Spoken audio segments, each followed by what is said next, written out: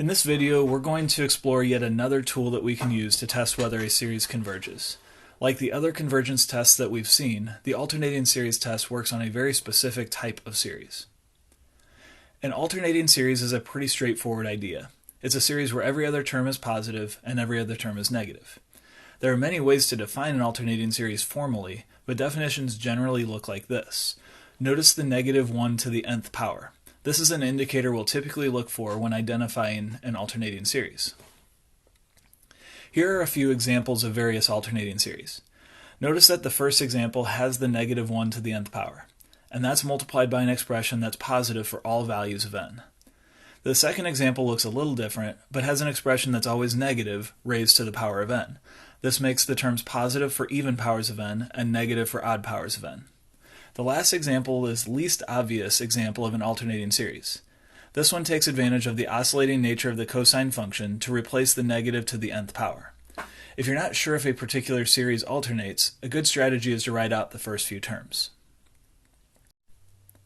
I'll use this particular alternating series to demonstrate some properties of alternating series and how we'll be able to check for convergence.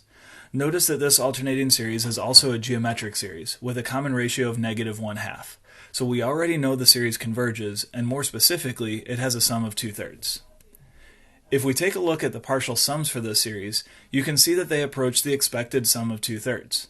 However, a look at the graph of the partial sums reveals some interesting properties. First, we can see that the partial sums jump back and forth past the expected sum, getting closer each time. The even partial sums, which are all over approximations, are decreasing. Likewise, the odd partial sums, which are all under approximations, are increasing. Also, since the terms are getting smaller, the limiting value of the partial sums is getting squeezed in the shrinking gap between the over and under approximations. We'll see these characteristics in the partial sums of any alternating series whose terms decrease in magnitude or absolute value to 0, giving us the alternating series test. The conditions listed here will guarantee that a series will converge. The first condition essentially just says the series is an alternating series. The second says the terms are getting smaller as n gets bigger.